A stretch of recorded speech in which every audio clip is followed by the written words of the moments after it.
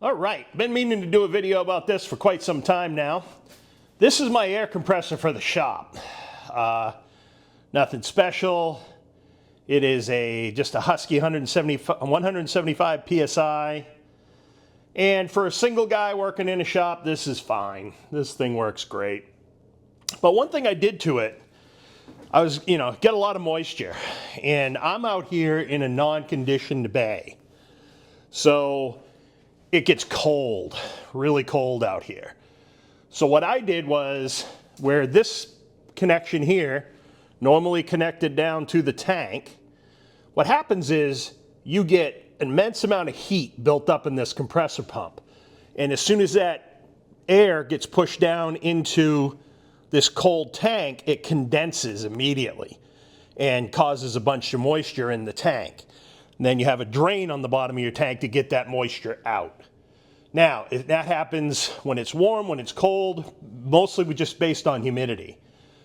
What I did was I took that off, I disconnected that, ran a copper line, let me see if I can get you in there, to simply, this is like an automatic transmission cooler with an AN10 fittings, and I just put that, attach that directly to the input to the fan that blows over the fins to cool the pump. So air's coming this way, it controls over that condensing coil. So what happens is when that super hot air comes out of here now, and you have to use copper here because this gets hotter than a cannon, you come out of there, it goes through this condenser and it separates that water from the air. Then that line comes out of the condenser into this water trap, and this is a self-draining water trap, and then the air goes back from there into the tank. So what I mean by self-draining is every time the pressure is relieved from that trap, the water dumps out. So when the compressor runs, everything's working. It builds up all the moisture, traps in there.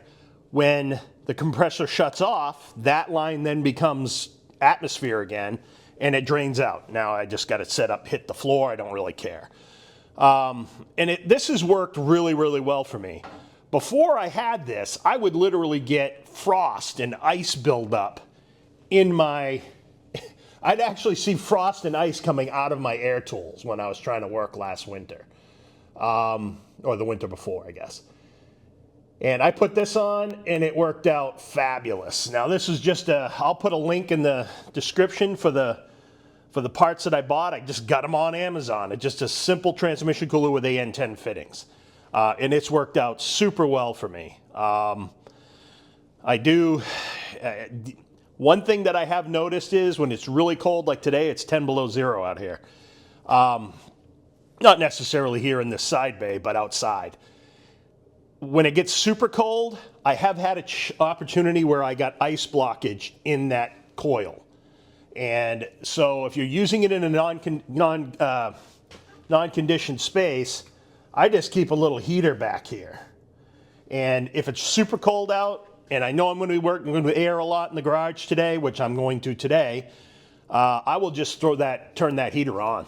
And it just provides enough heat to that condenser so that it does not freeze in there instantly when the moisture hits it.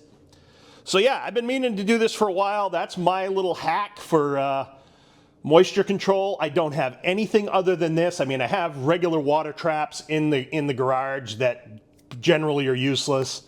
Certainly not good enough to paint.